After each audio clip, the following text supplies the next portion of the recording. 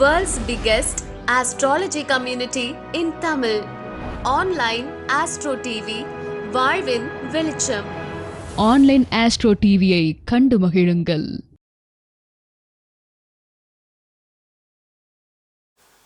மாணிக்கம் ஐயா அவர்களை ஒரு ஜோதிடத்தின் சிறப்புகள் என்ற தலைப்பில் பேச வருமாறு அழைக்கின்றேன். மாணிக்கம் ஐயா அவர்கள் கிட்டத்தட்ட 43 மீட்டிங்கும் நமக்காக வந்து சப்போர்ட் பண்ணி கொடுத்துட்ருக்கார். அப்பப்போ முக்கியமான பர்சனல் ஃபங்க்ஷன் எதானா 2 மீட்டிங் 3 மீட்டிங் வந்து லீவ் போட்டுருவார். இருந்தாலும் எல்லா மீட்டிங்கும் ப்ராப்பராக அட்டன் பண்ணி நமக்காக சப்போர்ட் பண்ணிகிட்ருக்கார். அவர்கள் இன்றைக்கி ஜோதிடத்தில் உள்ள வெளிவராத சூட்சமங்கள், அவருடைய அனுபவத்தில் நிறையா விஷயங்கள் வந்து நிறையா மக்களுக்கு வழிகாட்டுதல் கொடுத்துட்ருக்கார். அந்த வகையில் இப்பொழுது ஜோதிடத்தில் வெளிவராத சூட்சமங்கள், ரகசியங்கள், பரிகாரங்களை பற்றி சொற்பொழிவாற்றுமாறு அன்புடன் அழைக்கின்றேன்.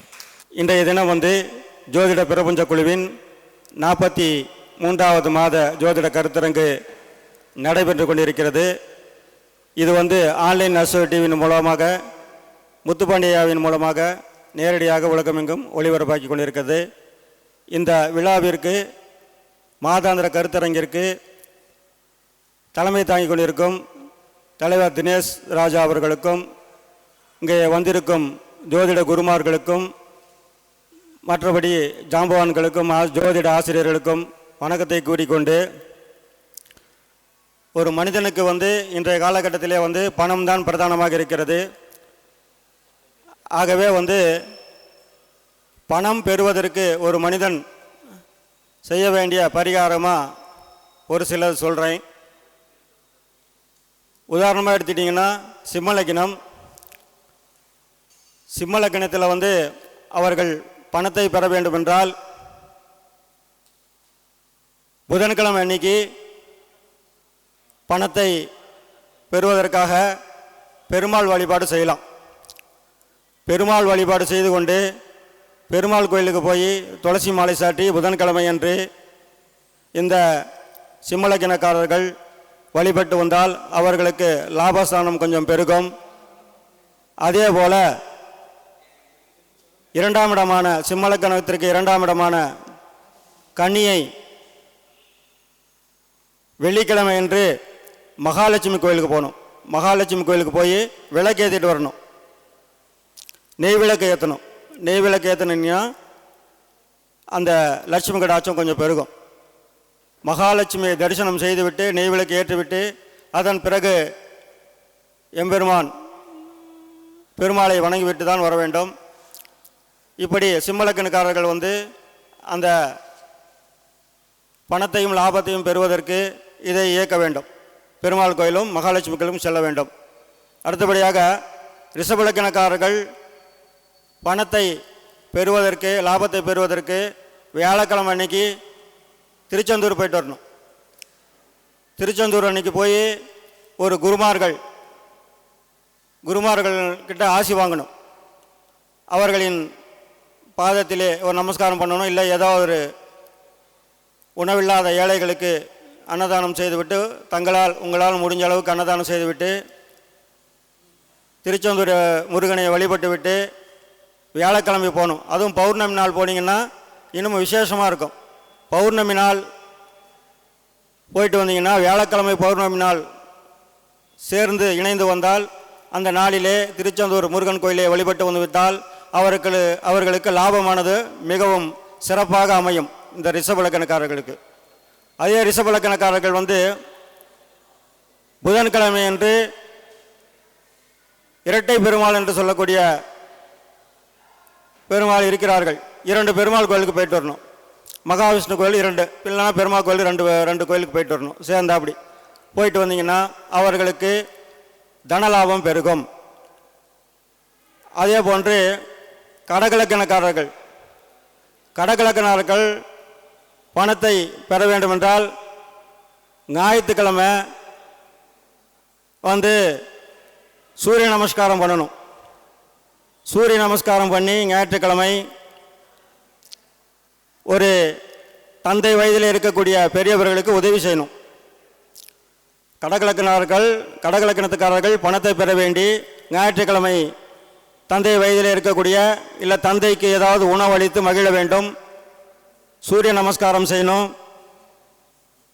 அன்றைய பொழுது ஒரு 10 பேர்த்துக்காவது ஒரு அன்னதானம் செய்யலாம். முடிஞ்ச அளவுக்கு வயதான அப்பா வயசில் இருக்கிறவங்களுக்கு கடகலக்கிணர்கள் உதவி செய்யணும், அன்னதானம் பண்ணணும் ஞாயிற்றுக்கிழமை இன்னைக்கு. இந்த மாதிரி செஞ்சுட்டு வந்தீங்கன்னா இந்த கடகலக்கிணத்துக்காரங்களுக்கு வந்து நிறைய லாபம், பணவரவுக்கு ஒரு வழி கிடைக்கும். அதே போன்று வயலூர் முருகன் கோயில் செல்லணும். கடகலக்கணக்காரர்கள் வயலூர் முருகன் கோயிலுக்கு செல்ல வேண்டும். தொழில் மூலமாக லாபம் பெற வேண்டி திருச்சி அருகே இருக்கக்கூடிய வயலூர் முருகன் கோயிலுக்கு சென்று வழிபட்டு வந்துவிட்டால் அவர்களுக்கு தொழில் மூலமாக நல்லதொரு வருமானம் கிடைக்கும். அதே போன்று விருச்சிகலக்கணக்காரர்கள் வந்து லாபத்தை பெற வேண்டி பணத்தை பெற வேண்டி செய்யக்கூடிய ஒரு பரிகாரம் போன்ற ஒரு கோயிலுக்கு, ராமர் கோயிலுக்கு செல்ல வேண்டும். ராமர் கோயிலுக்கு விருச்சிகலக்கணக்காரர்கள் வியாழக்கிழமை தோறும் ஸ்ரீராமரை வழிபட்டு விட்டு ஸ்ரீராம ஜெயமும் சீட்டில் எழுதிட்டு வரலாம். உங்களால் முடிஞ்ச அளவுக்கு 108 தடவையோ 1008 தடவையோ ஸ்ரீராம ஜெயம் எழுத வேண்டும். சீட்டில் ஒரு எழுதி ஒரு நோட்டு வாங்கி அதில் எழுதிக்கிட்டே இருந்தீங்கன்னா அவர்களுக்கு தனவரவு அதிகமாக இருக்கும். ஸ்ரீராம ஜெயம் எழுதிவிட்டு ஸ்ரீராமர் கோயிலுக்கு போய் அந்த ஸ்ரீராமருக்கு பானகம் படைக்கணும். பானகம் வந்து நெய்வேத்தியமாக கொடுக்கலாம். கொடுத்துட்டு அங்கே இருக்கிற பக்தஜனமார்களுக்கு, கோயிலுக்கு உள்ளே இருக்கிற பக்தர்களுக்கும் வெளியே இருக்கக்கூடிய அனைத்து மக்களுக்கும் அந்த பானக வெள்ளத்தை கொடுத்துவிட்டு கரும்பு ஜூஸும் அதே மாதிரி வாங்கி கொடுக்கலாம். கரும்பு ஜூஸ் வந்து ஸ்ரீராமர் கோயிலுக்கு போயிட்டு வந்து உங்களால் முடிஞ்ச அளவுக்கு ஒரு 10 பேத்துக்கு 20 பேத்துக்கோ 50 பேத்துக்கோ அப்படி செய்யலாம். விருச்சிகலக்கணக்காரர்கள் பணத்தை ஈட்டுவதற்கு இந்த மாதிரி ஒரு பரிகாரங்கள் முறைகள் செய்து வந்தால் மிகவும் பண தட்டுப்பாடு இல்லாமல் கிடைக்க வேண்டிய நேரத்தில் பணம் கிடைப்பதற்கு அந்த ஸ்ரீராமர் விருச்சிகலக்கணத்திற்கு அருள் புரிவார். அதே விருச்சிகலக்கணக்காரர்கள் புதன்கிழமை தோறும்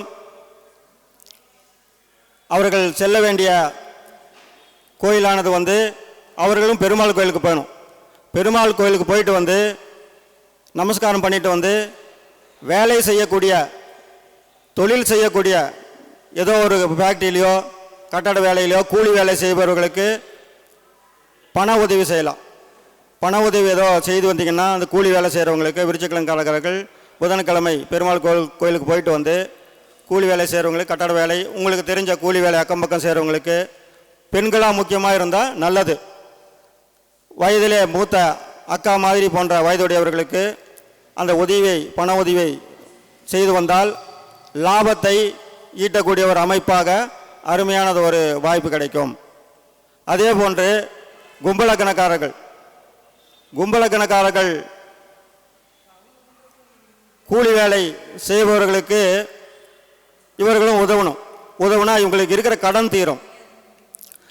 முக்கியமாக தாய் வயதுடைய, அம்மா வயதுடைய ஒரு பெண் மக்களுக்கு, பெண்மார்களுக்கு, வயதான மூத்த அம்மாமார்களுக்கு, பெண்களுக்கு ஹோட்டலில் ஒரு சாப்பாடு வாங்கி கொடுக்கலாம், அம்மாவுக்கு வாங்கி கொடுக்கலாம். கும்பலக்கணக்காரர்கள் அவர்களுக்கு கடன் இருந்தால் தீருவதற்கு ஒரு சிறிய பரிகாரமாக இந்த ஹோட்டலில் வேலை செய்கிற பெண் மக்களுக்கு, அம்மா வயதுடையவர்களுக்கு உணவு வாங்கி தரணும். அவர்களுக்கு ஆடை வாங்கி தரலாம். உங்களால் முடிஞ்ச ஆடை உதவி இதெல்லாம் செஞ்சு வந்தீங்கன்னா நல்லதொரு வாய்ப்பாக, கடன் தீர்வதற்கு ஒரு வாய்ப்பாக அமையும் இந்த கும்பலக்கணக்காரர்களுக்கு. அதே போன்று மிதுநலக்கணக்காரர்கள் வந்து பணம் பெறுவதற்கு பௌர்ணமி விரதம் இருக்கணும். தனம் நல்லா கிடைக்கணும், கையில் வந்து காசு நல்லா சேரணும் அப்படின்னா பௌர்ணமி விரதம் இருக்க வேண்டும். ஆதிபராசக்தி கோயிலுக்கு போயிட்டு வரணும். ஆதிபராசக்தி கோயிலோ சமயபுரம் மாரியம்மனோ இங்கே போய் கூழ் காய்ச்சி ஊற்றுறது, கஞ்சி காய்ச்சி ஊற்றுறது, இந்த மாதிரி வேண்டுதல்கள் வைத்துவிட்டு எனக்கு இருக்கக்கூடிய பண நெருக்கடி தீர வேண்டும், கையிலே காசு சேர வேண்டும், அப்படின்னு வேண்டிக்கிட்டு, இல்லை பண கஷ்டம் இருக்குது, பணமே கிடைக்க மாட்டேங்குது அப்படின்னு நினச்சா இந்த மிதுன லக்னக்காரர்கள் திங்கட்கிழமை மாரியம்மன் கோயில், சமயபுரம் மாரி ஆதிபராசக்தி கோயில், இந்த மாதிரி பெரிய கோயிலுக்கும் போகலாம். இல்லை அக்கம் பக்கத்தில் இருக்கிற மாரிய கோயிலையும் வேண்டுதல் வைத்து கொண்டு இந்த கூழ் காய்ச்சி ஊற்றுறது, கஞ்சி காய்ச்சி ஊற்றுறது, அம்மாவுக்கு சோறு போடுறது, அம்மாவை கவனிச்சிக்கிறது, அம்மா இல்லாதவங்க, அம்மா போன்ற வயதுடையவர்களுக்கு ஒரு 4 பேர்த்துக்காவது 5 பேர்த்துக்காவது, இல்லை முடிஞ்ச அளவுக்கு 2 பேர்த்துக்காவது அந்த உணவு வந்து தயிர் சாதம் தானமாக கொடுக்கணும். தயிர் சாதம் தானமாக கொடுத்தீங்கன்னா இவர்களுக்கு அருமையான ஒரு பொற்காலம் அமையும். கண்டிப்பாக அமையும். காசு கையில் சேரும். இவர்கள் லாபம் வரணும் அப்படின்னா முருகன் கோயிலுக்கு பாத யாத்திரை போகிறாங்க பார்த்தீங்களா? இந்த மிதுன லக்னக்காரர்கள் கையில் லாபம் கிடைக்கணும், நினைக்கிற தொழிலில் லாபம் கிடைக்கணும், கடன் தீரணும் அப்படின்னா முருகன் கோயில் பாத யாத்திரை போகிறவங்களுக்கு அன்னதானம் பண்ணணும். அன்னதானம் பண்ணணும்.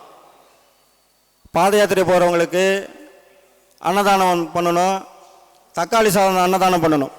தக்காளி சாதம், லெமன் சாதம், இந்த மாதிரி உங்களால் முடிஞ்ச அளவுக்கு பாத யாத்திரை போகிறவங்களுக்கு இந்த மிதுன லக்னக்காரர்கள் அன்னதானம் பண்ணிங்கன்னா, அது செவ்வாய்க்கிழமை பண்ணிங்கன்னா இன்னும் நல்லாயிருக்கும். இப்படி அன்னதானம் பண்ணும்போது அவர்களுக்கு லாபத்தை ஈட்டக்கூடிய, லாபத்தை தரக்கூடிய ஒரு நல்ல வாய்ப்பு அமையும். இப்படியெல்லாம் முடிஞ்ச அளவுக்கு நான் சொன்ன பரிகாரங்களை செய்து கொண்டால் வாழ்விலே இந்த இடர்கள் தீர்ந்து பணம் கைக்கு லாபமாக கிடைக்கும். அதே போன்று மகர லக்னக்காரர்கள், மகர லக்னக்காரர்கள் அதிர்ஷ்டம் கிடைக்கணும், பாக்கியம் கிடைக்கணும் அப்படின்னா இவர்களும் அன்னதானம் பண்ணணும். அன்னதானம் என்றால் ஒரு 5 வகையான அன்னதானம், கொஞ்சம் கொஞ்சம் புளியோதரை, தயிர் சாதம், தக்காளி சாதம், லெமன் சாதம், பொங்கல், வெண்பொங்கலாக இருந்தாலும் சரி, இனிப்பு பொங்கலாக இருந்தாலும் சரி, இந்த 5 வகையான பொங்கல்கள் கொஞ்சம் கொஞ்சம் படித்து ஒவ்வொன்றையும் ஒரு 1/4 கிலோ போட்டு 5 வகையான இந்த அன்னதானங்களை செய்து அந்த இவர்கள் செல்ல வேண்டிய கோயில் காமாட்சி அம்மன் கோயிலுக்கு போயிட்டு வரணும். காமாட்சி இல்லை என்றால் மீனாட்சி, மதுரை மீனாட்சி அம்மன் கோயிலுக்கு போய் வணங்கிட்டு வரலாம் வெள்ளிக்கிழமை என்று. இந்த மகர லக்னக்காரர்களுக்கு குழந்தை பேர் வருவதற்காக, குழந்தை கிடைக்காத பெண்கள் மதுரை மீனாட்சியை வேண்டிக் கொண்டால் மகாலட்சுமி வழிபாடு செய்யலாம். மதுரை மீனாட்சியை வழிபட்டு வந்துவிட்டால் இவர்களுக்கு பூர்வ புண்ணியமும் கிடைக்கும், குழந்தை பாக்கியம் கிடைக்கும், அதிர்ஷ்டம் கிடைக்கும்.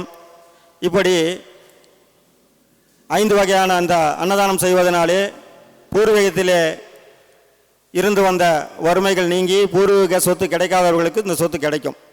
இதெல்லாம் செய்யலாம். உங்களால் முடிஞ்ச அளவுக்கு செய்யணும், மனசார செய்யணும். அதே போல் இந்த மேச லக்னக்காரர்கள் ஒரு திருமணமே அமையலை அப்படின்னு இருக்கிற ஒரு மேச லக்னக்காரர்கள் வெள்ளிக்கிழமை அன்று கால் ஊனமுற்றவர்களுக்கு உதவி செய்யணும். இரும்பு கை தேடி கொடுக்கறதோ, கை ஊன்றதோ, இல்லை காலுக்கு கால் போனவர்களுக்கு இந்த செயற்கை கால் பொறுத்துறது, கை ஊனுவதற்கு அந்த கை தேடி கொடுப்பாங்க, அதை வாங்கி கொடுக்கறது. இந்த மாதிரி வெள்ளிக்கிழமையும் செய்யலாம், சனிக்கிழமையும் செய்யலாம். மேச லக்னக்காரர்கள் திருமணம் அமைவதற்காக இந்த ஒரு சிறப்பான பரிகாரத்தை செய்து வந்தால் திருமணம் இவர்களுக்கு அமையும். ஒரு சமுதாயத்தில் அக்கம் பக்கம் நல்லா திறமைசாலியாக இருப்பாங்க, ஒரு நல்ல ஒழுக்கமுள்ளவர்களாக இருப்பாங்க. ஆனால் அவர்களுக்கு இந்த சமுதாயத்திலே ஒரு இது கிடைக்காது, பேரும் புகழும் கிடைக்காது. நட்புகள் இருந்தாலும் நட்புகள் பகையாகிடும்.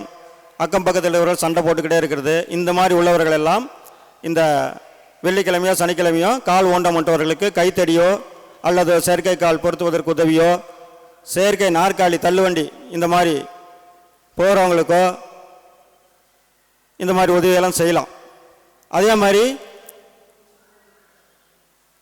வெண்பட்டு வேட்டி வசதி இருக்கிறவங்க வெண்பட்டு வேட்டி எடுத்து தானமாக கொடுக்கலாம். பட்டு கலரில் காட்டன் வேட்டி இல்லை, பட்டு குறைந்த விலையில் வெண்பட்டு வேட்டி வஸ்திரம் இருக்கும், அது துண்டு ஒன்று வேட்டி ஒன்று வாங்கி இல்லாதவர்களுக்கு கொடுக்கணும். அதே ஊனமுற்றவர்களுக்கும் கொடுக்கலாம். ஏழை எளிய மக்களுக்கு இந்த ரோட்டோரத்தில் வயசானவங்க வந்து சோத்து கஷ்டப்பட்டுட்டு இருப்பாங்க, ரோட்டில் தூங்கிட்டு. அந்த மாதிரி இருக்கிறவங்களுக்கு பார்த்து ரொம்ப ஏழ்மையாக இருக்கிறவங்களுக்கு உங்களால் முடிஞ்ச அளவுக்கு ஒரு 3 பேர்த்துக்கோ 4 பேர்த்துக்கோ செய்யலாம். 6 பேர்த்துக்கும் செய்யலாம். வசதி இருக்கிறவங்க ஒரு 6 பேர்த்துக்கு சனிக்கிழமை வெள்ளிக்கிழமையும் இந்த ஃபஸ்ட்டு வஸ்திரம் வந்து வாங்கி தானமாக கொடுத்தீங்கன்னா அது வந்து இவங்களுக்கெல்லாம் ஒரு நல்ல அமைப்பாக இருக்கும். இந்த மாதிரி வந்து மேசலக்கணக்காரர்களுக்கு வந்து சமுதாயத்தில் ஒரு நல்ல அந்தஸ்து ஏற்படுத்தக்கூடிய அமைப்பிலே இந்த வெண்பட்டு வேட்டி வாங்கி கொடுக்குற பரிகாரம் வந்து நல்லா இருக்கும். அதே போன்று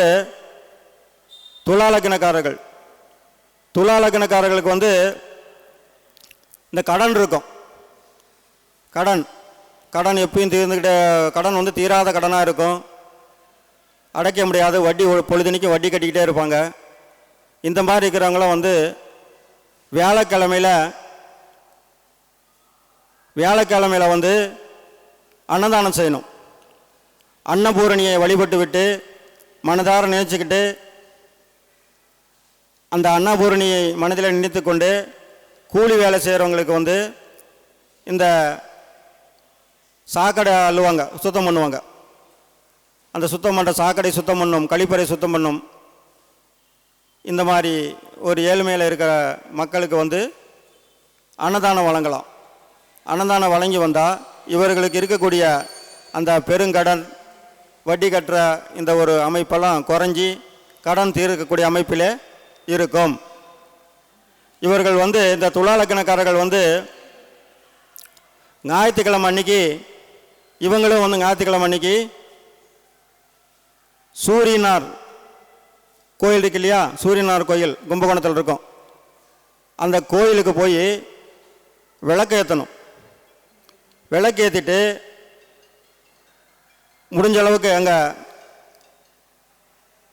அங்கே வந்து தீபம் ஏற்றுவதற்கு அந்த கோயிலுக்கு நெய் தானமாக கொடுத்து விட்டு, கொஞ்சம் அந்த கும்பகோணத்திலேருந்து டவுனுக்கு வந்து கும்பகோணம் சூரியநாராயண கோயில் வந்து அங்கே இதில் இருக்கும், அங்கே பண்ணிவிட்டு கொஞ்சம் விரதம் மாதிரி காத்தால நேரத்தில் கோயிலை சாமி கும்பிட்டு நெய் தீபம் ஏற்றிட்டு, நெய்யும் அந்த சூரியநாராயண கோயிலுக்கு வந்து விளக்கேற்றுறதுக்கு ஒரு 1/2 லிட்டரோ 1/4 லிட்டரோ 1 லிட்டரோ உங்களால் முடிஞ்ச அளவுக்கு எண்ணெய் அந்த நெய்யை கொடுத்து தானமாக கொடுத்துட்டு, ஊருக்கு அந்த சூரியநாராயண கோயிலில் மயிலாடுதுறையில் இருக்குன்னு நினைக்கிறேன், அதை விட்டுட்டு வந்து தஞ்சாவூருக்கு வந்து சாப்பிடணும். அங்கே சாப்பிடாம திருச்சிக்கு வந்து சாப்பிட்லாம். அது மதியம் ஆகிட்டாலும் சரி, மத்தியானம் கோயிலுக்கு போயிட்டால் சாயந்தரம் வந்து சாப்பிடுங்க. காத்தாலையாக கோயிலுக்கு போயிட்டால் மத்தியானமாக ரிட்டர்ன் வரும்போது கொஞ்சம் பசியோடு இருந்து, விரதம் மாதிரி பசியோடு இருந்து விட்டு அந்த விளக்க நெய் தீபம் ஏற்றி விட்டு நெய்யை வந்து கோயிலுக்கு தானமாக கொடுத்துட்டு விளக்கேற்றுறதுக்கு அந்த ஏரியா விட்டு சூரியநாராயண கோயில் இருக்கக்கூடிய மயிலாடுதுறை விட்டு தூரமாக வந்து அப்புறம் தான் கொஞ்சோண்டு சாப்பிட்டுட்டு வீட்டுக்கு வரணும். இந்த மாதிரி இருந்தீங்கன்னா இந்த துலாலக்கணக்காரர்களுக்கு வந்து மூத்தவர்களால் ஏற்படக்கூடிய, தந்தையால் ஏற்படக்கூடிய ஒரு சங்கடங்கள், தந்தைக்கு மகனுக்கும் வந்து ஆகாத உறவு இருக்கும், அவர்கள் ஒற்றுமையாக இருக்கிறது. தந்தை வந்து ஒவ்வொருத்தர் வந்து மகனுக்கு சொத்தே கொடுக்க மாட்டாங்க, இழுபறியாக இருக்கும். உனக்கு செத்தாலும் சரி உனக்கு நான் எழுதி வைக்க மாட்டேன்னு அப்பா சொல்லுவார். ஆனால் சொத்து இருக்கும், அப்பாவுக்கு மகனுக்கு ஒத்து வராது. ஒரே பையன்தான் இருப்பான், சொத்து நிறையா இருக்கும். இவன் வந்து அப்பாவை நிறையா கவனிக்க மாட்டான். அவர் அந்த கோபத்தில் அப்பா வந்து மகனுக்கு சொத்து வந்து இல்லைன்னு சொல்லுவார். அந்த மகனுக்கு வந்து கஷ்டமாக இருக்கும். அந்த மாதிரி இருக்கிறவங்க இந்த மாதிரி பரிகாரத்தை செஞ்சுட்டு வந்தீங்கன்னா, இந்த சூரியநாராயண கோயில் பரிகாரம் செஞ்சுட்டு வந்தீங்கன்னா சொத்து கிடைக்கும், அப்பாவோட நட்புறவு ஏற்படும், அப்பாவோட சொத்து கிடைக்கும், அரசு சம்பந்தப்பட்ட ஒரு லாபம் ஆதாயங்கள் இவர்களுக்கு கிடைக்கும். இந்த துலாலக்கணக்காரர்களுக்கு இந்த மாதிரி செய்ய வேண்டும். இப்படியெல்லாம் வந்து பரிகாரங்கள் வந்து செய்து வந்தீங்கன்னா முடிஞ்ச அளவுக்கு செய்யணும். என்னடா இவர் சொல்கிறாரு, மற்ற ஜோசியர் எல்லாமே சொல்கிறாங்க அப்படின்னு ஜோசியர்கள் சொல்கிறதெல்லாம் ஒரு கணக்கீடில் தான் சொல்கிறாங்க. எல்லாருமே செய்யணும், செஞ்சு பார்த்தா தான் செய்யணும். செய்யாமல் வந்து பலனே கிடைக்கல அப்படின்னு சொல்லக்கூடாது. செஞ்சால் தான், ஒரு முறை செஞ்சால் உடனே வந்துடாது. முடிஞ்ச அளவுக்கு செய்யணும், மனதார செய்தால் செஞ்சிகிட்டே இருந்தீங்கன்னா நாளடைவில் பார்த்தீங்கன்னா அது என்ன ஆகுன்னா, ஒரு 10 மாதமோ 6 மாதமோ செஞ்சிங்கன்னா செலவு வந்து நீங்கள் வந்து கிட்டத்தட்ட உங்கள் வசதிக்கு ஏற்ப ஒரு 5000 10,000 செஞ்சுருப்பீங்க. ஆனால் 6 மாதம் கழித்து 1 வருஷம் திரும்பி பார்த்தீங்கன்னா அது 10,000க்கு உங்களுக்கு 50,000 கிடச்சிருக்கும், இல்லை 1 லட்சம் கிடச்சிருக்கும். அவங்க அதிர்ஷ்டத்தை பொறுத்து, பூர்வீக கணக்கு சொத்தை பொறுத்து நிறையா கோடிக்கணக்காக கூட கிடச்சிரும். நீங்கள் செலவு செய்கிறது வந்து முடியாமல் தான் இருக்கும். ஒவ்வொருத்தரும் இந்த பரிகாரம் செய்கிறதுக்கு விளக்கேற்றதை கூட காசு இருக்காது. அந்த மாதிரி நிறையா பேர் நான் பார்த்துருக்குறேன். என்னாலேயுமே முடியாது. பரிகாரம் செய்யணும்னா அந்த காலகட்டத்தில் முடியாது. அந்த மாதிரி தான் அந்த காலகட்டம் விதியானது, கிரகமானது மனிதனை இயக்கும். அந்த வறுமை வரும் காலகட்டத்தில் அவருக்கு ஒரு சாப்பாடு வாங்கி கொடுக்கலான்னா எனக்கே சாப்பாடு இருக்காது. தனக்கு மிஞ்சி தான் தான தர்மம்னு சொல்லியிருக்கிறாங்க. அந்த மாதிரி நிலைமை இருக்கும். அந்த நிலையில் கூட உள்ளவர்கள் வந்து இருக்கும்போது நமக்கு ஒரு 50 ரூபாய்க்கு சாப்பாடு இருக்குது, சரி ஒரு 100 ரூபா இன்னும் மிச்சமாக இருக்குது, 2 பேர்த்துக்கு வாங்கி கொடுக்கலாம். அந்த பரிகாரம் நம்ம கிரகம் இப்படி இருக்குதுன்னு செய்யணும். செஞ்சால் தான் வந்து அந்த இது ஏற்படும். அந்த வறுமையிலும் நன்மை செய்யக்கூடிய எண்ணங்கள் இருக்க வேண்டும். கருணை மனப்பான்மையை வளர்த்து கொள்ள வேண்டும். கருணை இருந்தால்தான் அருள் கொடுப்பார்கள் கடவுள். கடவுள் வந்து எவன் ஒருவன் கருணை உள்ள மனதார கருணை மனதோடு உதவி செய்கிறானோ அவனுக்கு வந்து வசதியை கொடுக்காவிட்டாலும் கடவுள் அருள் கிடைக்கும், ஆத்ம முக்தி கிடைக்கும், மோட்சம் கிடைக்கும். இதெல்லாம் உண்மை. அது உண்மை, ஆத்மார்த்தமாக செய்ய வேண்டும். அதே போன்று ஜோதிடர்கள் வந்து ஒவ்வொருத்தருமே வந்து இந்த பரிகாரம் சொல்கிறத வந்து நிறையா பேர் கிண்டல் பண்ணுவாங்க. ஒருத்தன் அதை சொல்கிறான், ஒரு ஜோசியர் இதை சொல்கிறாங்க, இன்னொரு ஜோசியர் அதை சொல்கிறாங்கன்னு சொல்லுவாங்க. அது இருக்கும். ஆஸ்பத்திரிக்கு போகிறோம், என்ன பண்ணுறோம், தலைவலியை ஒரு டாக்டர் சரி பண்ண முடியுதா? தலைவலியை ஒரு மெடிக்கலில் போனால் டைக்ளோபிக், அனாசின், இந்த மாதிரி பல மருந்து மாத்திரை இருக்குது, வாங்கி போட்டால் ஒரு 10 நிமிஷத்தில் சரியாயிடுது. ஆனால் அது வந்து அன்று குணமாயிடும், மறுபடியும் ஒரு வாரத்தில் மீண்டும் தலைவலி வரும், இல்லை 10 நாள்லேயே வரும். டென்ஷன் ஆனால் ஒவ்வொருத்தருக்கு உடல் வாக்குக்கு ஏற்ப தலைவலி வரும். ஆனால் தலைவலிக்கு போய் நிறையா டாக்டர்கிட்ட போய் சரி வராமல் இருக்குது. பெரிய பெரிய மிஸ்டேக்கெல்லாம் ஒரு டாக்டர்கிட்ட போனால் சரி வராது, 2 டாக்டர் பார்ப்பாங்க, 3 டாக்டர் பார்ப்பாங்க, ஊரில் இருக்கிற ஆஸ்பத்திரிக்கு எல்லாம் போயிருப்பாங்க, செலவு பண்ணியிருப்பாங்க, ஆனால் சரி வராது, அந்த நோயை குணப்படுத்த முடியாது. அப்போ அதுக்கு போகிறோம். அதே மாதிரி தான் அது உடலை சரி செய்து கொள்வதற்காக பல டாக்டர்கிட்ட போகிறோம். இது வந்து நம்ம வாழ்க்கையை சரி பண்ணுறதுக்கு, வாழ்க்கையை சரி செய்வதற்கு,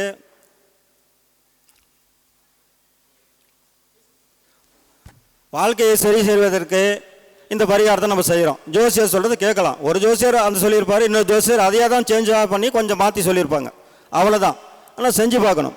அதற்கொசரம் வந்து ஒவ்வொருத்தருடைய கர்மாவை அவருடைய கர்மாவை அவரவர் தான் அனுபவிச்சு ஆகணும். அடுத்தவங்க வந்து தீர்க்க முடியாது. ஒரு ஜோசியர் வந்து ஒரு வழிகாட்டி, குருவானவர் ஒரு வழிகாட்டி, அப்பா அம்மா நம்மளை படைச்சவங்க, இது எல்லாத்துக்கும் தெரிஞ்சது தான். அது வழிகாட்டுவாங்க, நம்மளோட குறையை நாம் தான் தீர்த்துக்கணும்.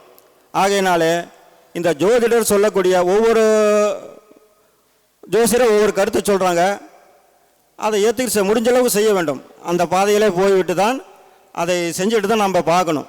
செய்யலைன்னா கூட அடுத்தவங்களுக்கு வந்து ஒரு துன்பம் விளைவிக்கக்கூடாது, பொறாமைப்படக்கூடாது, வளர்ந்தாலும் வரட்டும் அப்படின்ட்டு. அதே போன்று இந்த பரிகாரம் செய்தவனை உடனே பழிக்கிறவங்களும் இருப்பாங்க. அவர்களுடைய கர்மாச்சாரம் விதிப்படி அவர்களுடைய தலையெழுத்தை பொறுத்து உடனே பழிக்கும், இல்லைன்னா ஒரு 6 மாதம் கழிச்சோ 1 வருஷம் கழிச்சோ பழிக்கும். ஆனால் அது கண்டிப்பாக பழிக்கும், ஒரு காலத்துக்கு பழிக்கும், பழிக்காதவங்களுக்கு. அதே போன்று இந்த மேசலக்கணக்காரர்கள் பணம் வர வேண்டி ஒரு சம்பளம் வாங்குகிறோம், ஒரு கூலி வாங்குகிறோம், அது வெள்ளிக்கிழமை நாளாக பார்த்து வாங்கினீங்கன்னா பணம் வந்து கையில் நிலச்சி நிற்கிறதுக்கு ஒரு வாய்ப்பாக அமையும். அதே மாதிரி சிம்மலக்கணக்காரங்கள் வந்து புதன்கிழமை வந்து ஒரு பணத்தை தக்க வைத்துக் கொள்வதற்கோ, லாபத்தை பெறுவதற்கோ, பணத்தை பெறுவதற்கோ சிம்மலக்கணக்காரர்கள் புதன்கிழமை வந்து பணம் வர்ற மாதிரி பார்த்துக்கணும். ஒரு இடத்துல பணம் வர வேண்டியது இருக்குது, புதன்கிழமை போய் கேட்டு வாங்கிக்கலாம். ஒரு கூலி வாங்குகிறோம், அந்த புதன்கிழமை போய் கூலி வாங்கிட்டு வந்தீங்கன்னா அது கையில் கொஞ்சம் நிலைக்கும். அது லாபமாகவோ வீட்டுக்கு பொருளாதாரத்தை சீர்படுத்தி மேம்படுத்துவதற்காக லாபஸ்தானத்தை இயக்கும் வகையில் இந்த சிம்மலக்கணக்காரர் புதன்கிழமையில் கூலி வர மாதிரியோ, ஒரு பார்ட்டிக்கிட்ட பணம் வருதுன்னா அந்த புதன்கிழமையில் செஞ்சுக்கணும். அந்த நாள் பார்த்திங்கன்னா கொஞ்சம் நல்லாயிருக்கும். அதே மாதிரி விருச்சிகலக்கணக்காரர்கள் இவர்கள் வந்து பணத்தை பெறுவதற்கு வேலைக்கிழமை யூஸ் பண்ணிக்கணும். பெரும்பாலும் வேலைக்கிழமை வந்து யூஸ் பண்ணிக்கணும். வேலைக்கிழமை வந்து பணத்தை வரவதற்கு, கூலி வாங்குவதற்கோ, ஒரு வெளியே கொடுத்த பணம் நமக்கு வந்து லாபமாக வரணும், லாபமாக மாறணும் அப்படின்னா வியாழக்கிழமை யூஸ் பண்ணிக்கலாம். அதே மாதிரி மகர லக்னக்காரர்கள் வந்து இந்த கூலி வாங்குறதோ, ஒரு பார்ட்டிக்கிட்ட இருந்து வியாபாரம் செய்கிற தொழிலதிபர்கள் இவர்கள்லாம் வந்து ஒரு சனிக்கிழமை யூஸ் பண்ணிக்கலாம். சனிக்கிழமையை தேர்ந்தெடுத்து அந்த நாளில் கூலி வர்ற மாதிரி நம்ம யூஸ் பண்ணிட்டிங்கன்னா அது நல்லாயிருக்கும். கூலி வந்து அவர் அந்த முதலாளி புதன்கிழமையாக வந்து வாங்கிட்டு பாப்பா, உனக்கு கொடுக்க வேண்டிய பணம் இருக்குதுன்னா கூட, இல்லைண்ணா எனக்கு வெளியில் வேலை இருக்குது முடிச்சுட்டு நான் சனிக்கிழமை வந்து வாங்கிக்கிறேன்னு சனிக்கிழமை பேசி சனிக்கிழமை பார்த்து இந்த சனிக்கிழமையில் அந்த கூலி வாங்கிக்கணும். இந்த பணத்தை வாங்கக்கூடிய நாளாக அந்த மகர லக்னக்காரர்கள் வச்சுக்கிட்டிங்கன்னா பணம் வந்து கையில் தங்கும், லாபமாக அமையும். அதே போன்று மீன லக்னக்காரர்கள் வந்து செவ்வாய்க்கிழமையில் பணம் வாங்கக்கூடிய அமைப்பில் ஒரு அந்த இதை வச்சுக்கணும், பழக்கத்தை வச்சுக்கணும். செவ்வாய்க்கிழமை ஒருத்தர் கடன் கொடுக்குறாங்கன்னா, கொடுத்த கடன் கொடுக்குறாங்கன்னா செவ்வாய்க்கிழமை போய் வசூல் பண்ணிக்கலாம். கடன் கொடுத்துருக்குற அது ரொம்ப நாள் கழித்து கொஞ்சம் திருப்பி தரான், இல்லை முழுசாக திருப்பி தரான், அவன் திங்கக்கிழமை கூப்பிட்றான், இல்லை அப்படின்னா நான் நாளைக்கு வந்து வாங்கிக்கிறேன் அப்படின்னு செவ்வாய்க்கிழமை போய் வாங்கிட்டு வந்தீங்கன்னா நல்லாயிருக்கும். இல்லை கூலி வாங்குகிற இடத்துலையோ தொழில் செய்கிற இடத்துலையோ ஒரு பெரும் பணமாக வர வேண்டியது இருக்குது அப்படின்னா செவ்வாய்க்கிழமை இந்த விருச்சிக மீன லக்னக்காரர்கள் செவ்வாய்க்கிழமை யூஸ் பண்ணிங்கன்னா நல்லாயிருக்கும். அந்த பணம் வர்றதுனால இதாக வச்சுக்கணும். அதே போன்று இந்த ரிஷப லக்னக்காரர்கள் வந்து பணத்தை பெறக்கூடிய நாள் வந்து வியாழக்கிழமை வச்சுக்கலாம். இவர்களும் வியாழக்கிழமை வச்சுக்கலாம். இவர்கள் வந்து புதன்கிழமை வச்சுக்கலாம். புதன்கிழமை ரிஷப லக்னக்காரர்கள் பணம் வாங்குவதற்கு, கொடுத்த கடனை வாங்குவதற்கோ, கூலி வாங்குவதற்கோ இந்த மாதிரி வந்து கடன் வாங்கக்கூடாது. கொடுத்த கடனை வசூல் பண்ணலாம். அந்த மாதிரி ஒரு பார்ட்டிக்கிட்ட இருந்து பணம் வர வேண்டியது இருக்குது. வியாபாரம் செஞ்சதில் அவர் ஞாயிற்றுக்கிழமை கொடுக்க வேண்டியது, திடீர்னு செவ்வாய்க்கிழமை கூப்பிட்றாரு, இல்லை நாளைக்கு வரேன்னு சொல்லி இந்த ரிஷப லக்னக்காரர்கள் புதன்கிழமையிலே அந்த புதன்கிழமை நாளன்று ரிஷப லக்னக்காரர்கள் அந்த பணத்தை பெற்றுக்கொண்டார். இவர்களுக்கு அந்த பணமானது லாபகரமாக தங்கி குடும்பத்திலே வசதி வாய்ப்புகள் பெருகி நல்லதொரு வாய்ப்பினை பெறுவார்கள் என்று கூறிக்கொண்டு அடுத்தபடியாக நிறையா பேர் பேச இருக்கிறாங்க. நேரமும் ஆகிச்சு. ஆகையினாலே எனக்கு பேச வாய்ப்பளித்த வல்லரசு தினேஷ் ராஜா அவர்களுக்கும் மற்றும் ஆன்லைன் எஸ்ஓடிவி நிறுவனர் முத்துப்பாண்டிய அவர்களுக்கும், பொருளாளர் முருகானந்தம் ஐயா அவர்களுக்கும், துணை செயலாளர் தனபாக்கியம் மேடம் அவர்களுக்கும், அருண்ராம் அவர்களுக்கும் மற்றும் நந்தகுமார் அவர்களுக்கும் அவர்கள் குடும்பத்தினர், இது முருகானந்தம் சொல்லிட்டு இருப்பார், அதே மாதிரி நாங்களும் ஃபாலோ பண்ணிட்டு எல்லா குடும்பமும் நல்லா இருக்கணும், வாழ்த்தணும். ஒருவருக்கு ஒருவர் வாழ்த்துவது தவறில்லை. அனைவரும் வந்து நல்லா இருக்கணும். அடுத்தவங்களுக்கு நாம் வந்து பந்து எறிகிறோம், செவுத்தில் இருந்துச்சா கேட்ச் கரெக்டாக கைக்கு வரலாம், நம்ம மூஞ்சிக்கு வரும். அதே மாதிரி நாம் வந்து ஒரு உலகத்துக்கு என்ன நல்லது நம்மளால் செய்ய முடியலனாலும் ஆசி வழங்கணும், வாழ்த்தணும். ஆசி கொடுக்குற வந்து மகான்கள் ஆசி கொடுப்பார்கள், கடவுள் ஆசி கொடுக்கும், அப்பா அம்மா ஆசி கொடுக்கும். ஆனால் வாழ்த்துவது என்பது சாதாரணமாக நண்பர்கள் கூட வாழ்த்தலாம். அந்த வகையில் நம்ம வாழ்த்தி அனைவரும் நன்றாக எல்லா உயிரினங்களும் இன்புற்று வாழ வேண்டும், உலக மக்கள் எல்லாம் எல்லா நன்மைகளும் பெற்று வாழ்வாங்கு வாழ எல்லாம் உள்ள எம்பெருமானை வணங்கி கொண்டு விடைபெறுகிறேன். நன்றி, வணக்கம். எனது ஃபோன் நம்பர் 93 44 13 51 08 93 44 135 108. நன்றி, வணக்கம். மிக்க நன்றி ஐயா. பார்த்தீங்கன்னா மாணிக்கம் ஐயா வந்து பார்த்தீங்கன்னா நிறைய எளிய ஜோதிட ரகசியங்கள், ஜோதிட தத்துவங்கள் அப்படிங்கிற விஷயம், எளிய முறை பரிகாரங்கள் நிறையா சொன்னார். இதை வந்து எல்லாருமே பயன்படுத்தி ரொம்ப பலன் பெறணும்னு சொல்கிறேன். அவர் ஆக்சுவலி காலையில் நம்மளுக்கு எப்போவுமே பார்த்திங்கன்னா 43வது கருத்தரங்கம் வரைக்கும் காலையில் வந்து நமக்கு பூஜை வந்து பார்த்திங்கன்னா தீபம் ஏற்றுவதற்கு மந்திர சொல்லுவார். இந்த அரங்கம் முழுதும் அவரோட மந்திர சொற்கள் சாயந்தரம் வரைக்கும் ஒலிக்கும். மாணிக்கம் அப்படின்னு பெயர் வச்சுருக்காரு. அதே மாதிரி மாணிக்கம் ஜொலிக்கிற மாதிரி அவருடைய மந்திர சொற்கள் ஜொலிக்கும். அவர் வந்து ஜோதிடம் மட்டும் இல்லாமல் புரோகிதமும் செஞ்சிட்ருக்காரு. நீங்கள் உங்களுடைய வீடுகளில் நடக்கும் எந்த சுப நிகழ்ச்சிகளுக்கும் அவர் வந்து யாகம் எல்லாம் பண்ணுறக்கு, பூஜை பண்ணுறதுக்கு உங்களால் முடிஞ்ச எந்தெந்த பூஜைக்கு தேவையோ அவர் அணுகி நீங்கள் வந்து அவர்கிட்ட பலன் பெறலாம். ஜோதிடம் மட்டும் இல்லாமல் நிறைய ஆன்மீக சேவைகளும் செஞ்சிட்ருக்காரு. அவர் நமக்கு ஜோதிட கருத்துக்கள் தந்ததற்காக அவரை பாராட்டி நமது ஜோதிட பிரபஞ்ச குழுவின் தலைவர் திரு வல்லரசு தினேஷ் ராஜா அவர்கள் பொன்னாடை போட்டு சிறப்பிப்பார். நன்றி.